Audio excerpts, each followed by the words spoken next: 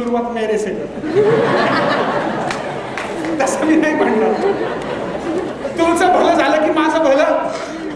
आम्ही काय तुमच्याकडे फुकट येतोय, मी 4 पैसे घेतो, पण लक्षात ठेवा पैसे घेतले तरी पैशाचा मोबदला देण्याचं कर्तव्य माझं आहे. ज्या क्षणाला तुम्हाला त्या घेतलेल्या पैशाच्या मोबदल्यात तुमचा फरक पडला नाही तर मला हे स्पष्ट सांगा, त्याच्यावरती परत प्रयत्न केला जाईल. परत असं 2 वेळा करून 3ऱ्या वेळेला तुमचे पैसे 10% व्याजासकट तुम्हाला परत दिले जातील. सध्या आम्ही जे लेखी देतो ट्रीटमेंट वास्तूला, त्याच्या खाली आम्ही एक छापी लोड टाकलेली आहे की आपल्या वास्तूला आपल्याला 3 महिन्याच्या आत जर फरक दिसला नाही तर आमच्याकडे तुम्ही पैसे हक्काने मागू शकता, नाही तर माझ्यावर केस करू शकता. जा,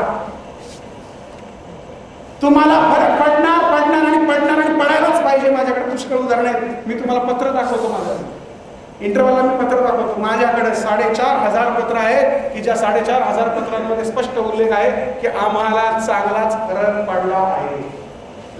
ठीक आहे, पटवून लिहिलेली पत्र नाही, ही लोकांनी उत्स्फूर्तपणे लिहिलेली पत्र आहे. तर लक्षात ठेवा, ईश्वरा कृपेसाठी ईशान्य कोपऱ्यात ईश्वर पाहिजे. म्हणून जर संडाची टाकी असेल तर ईशान्य कोपऱ्यात थोडासा खड्डा करा आणि त्याच्यामध्ये चांदीच्या गडूमध्ये गंगाजळ, 5 मोती, पंचमुखी रुद्राक्ष भरा, गंगाजळ भरा, मध, धने, साखर, केशर, अत्तर भरा आणि ईशान्य कोपऱ्यात तो गडू उघडून टाका, जेणेकरून तुमची टाकी ईशान्येपासून सरकेल आणि पाण्याचा गडू ईशान्येला जाईल. कळलं का नाही? 2 रेषा मी जर काढल्या एकाच मापाच्या आणि म्हणलं या तरी बारीक करा तर तुम्ही काय करा? एक बारीक करा म्हणलं तर तुम्ही काय करा? एक मोठी करा, म्हणजे दुसरी बारीक होईल. त्या पद्धतीने तुमच्या वास्तूला एखादा प्रॉब्लेम सॉल्व्ह करण्याकरता दुसरी गोष्ट ही तयार करायला. श्रोतेहो, प्लॅटफॉर्मला आता विषय निघालाय. आपल्या दिशा झाल्या, आता महत्वाच्या 2 दिशा राहिल्या, ऊर्ध्व आणि अधो. याचा फारसा विचार केला जात नाही, कारण जी लोक 12व्या मी मुंबईमध्ये व्हिजिट करतो ते लोक 22व्या मजल्यावर राहतात. ती लोक कुठे राहतात? अधो. आणि अमेरिकेमध्ये हल्ली फार बॉम्बस्फोट व्हायला लागले, लोक तडतड मारायला लागली म्हणून जमिनीच्या खाली लोक घर बांधतात. ती कुठे राहतात? अधो आणि ऊर्ध्व आणि अधो. मग असं चुकीचं बोललो, ऊर्ध्व आणि अधो. म्हणून खाली राहणारे लोक त्यांच्यासाठी पाताळी तत्वाचं वास्तुशास्त्र, मायासनी तत्वाचं वास्तुशास्त्र लागू पडतं. तर पृथ्वी तत्वावरच्या लोकांना विश्वकर्म्यांचं वास्तुशास्त्र आणि अंतरिक्ष तत्वाच्या लोकांकरता देवांचं वास्तुशास्त्र लागू पडतं. हे ज्यांना कळतं तोच खरा वास्तुतज्ञ आणि तो या पद्धतीने जो बॅलन्स करतो तोच खरा वास्तू. लक्षात ठेवा, इथं प्रत्येक गोष्टीला प्रमाणे मी खोटं काही बोलणार नाही, चुकीचं काही बोलणार नाही. ईशान्येचं देवघर जर तुम्ही टांगून ठेवलं असेल तर ते पहिलं खाली काढा. पण काही लोक म्हणतात, काही विद्वान म्हणतात की देवाला टांगून ठेवणारे आपण कोण म्हणे? देव तर सर्वशक्तिमान आहे. पण मला सांगा, टांगणे, लटकवणे, अडकवणे, बांधणे हे चांगलं वाटतं का? विराजमान करणे, स्थानाबंध करणे, आसन अधिष्ठित करणे, आसन देणे हे शब्द कसे वाटतात?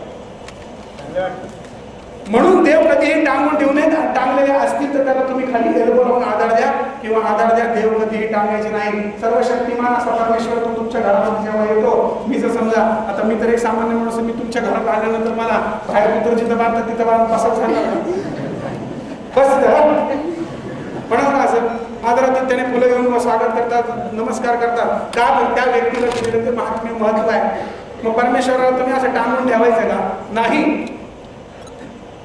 जसं लक्षात घ्या की देवघराला कळस नसावा. मी ती 4 चित्र लावली, या 4 चित्रातून फार मोठ्या चुका करून ठेवलेल्या त्या तुम्ही ओळखायच्या नंतर सांगायच्या.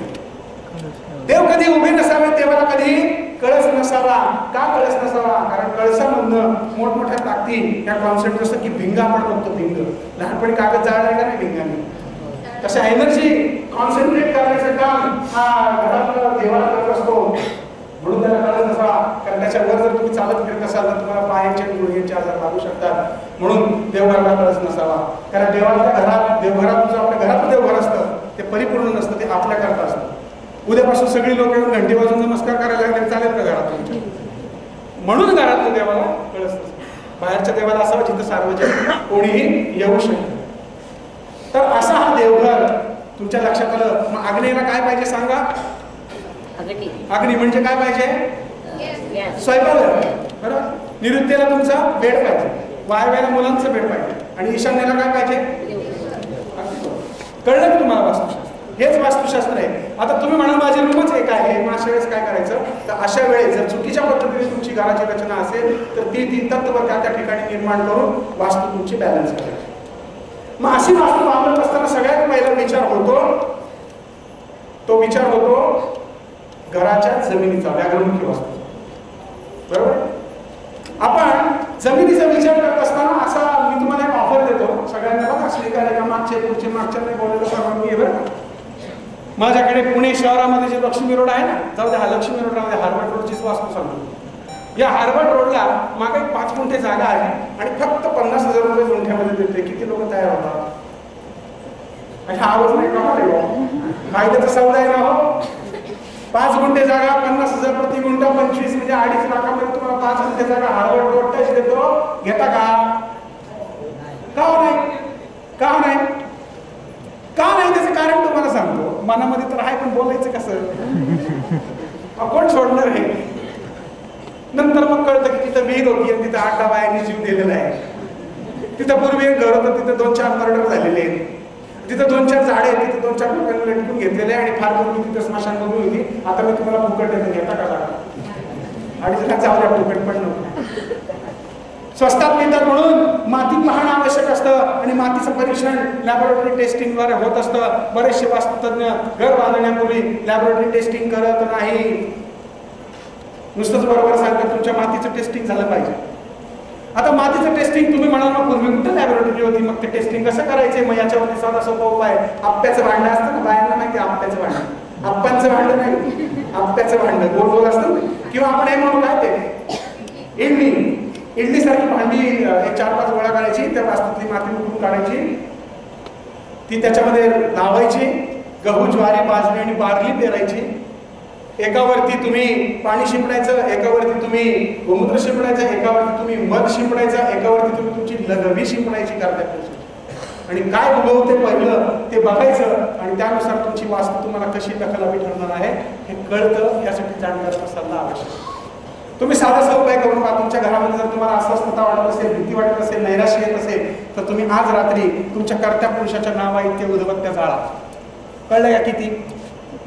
समजा तुमच्या कर्त्या पुरुषाच्या घराचं नाव जर साईनाथ आहे तर साईनाथ म्हणजे 4 म्हणजे 40 उदबत्त्या जाळा. 4 म्हणजे 40, 3 अक्षरी असेल तर 30 आणि 2 असेल तर 20 उदबत्त्या जाळा. त्या उदबत्त्या जाळल्यानंतर घरामध्ये परात ठेवा. त्या परातीमध्ये पाणी होता आणि त्या पाण्यामध्ये दुसऱ्या दिवशी ती पडलेली राख रांगोळीसारखी पेरा आणि नंतर एक तेलाचा थेंब मधोमध टाका. तुमच्या लक्षात येईल तुमची वास्तू कशा पद्धतीने दूषित आहे, कुठे दूषित आहे आणि काय होते याबाबत अधिक माहिती आनंदी वास्तू पुस्तकात आहे. त्याशिवाय तुमच्या जमिनीत कुठले कुठले दोष आहे सांगण्यासाठी यंत्र आहे. हा बसमीटर आहे. तुमच्या वास्तूत जर भूत असतील तर तो दाखवतो. हा जर्मनीहून आणलेला आहे. डिस्कवरी चॅनलला रात्री घोस्ट हंटिंग नावाची जी सिरियल येते त्याच्यामध्ये हे दाखवलं. त्याशिवाय आरोग्य आहे. काही लोकांना पाहिलं की असं वाटतं यांच्याशी बोलावं आणि काही लोकांना पाहिलं की काय वाटतं खानदेशी उडून टाकावी. त्याला कारण त्याच्या शरीरातला ऑरा.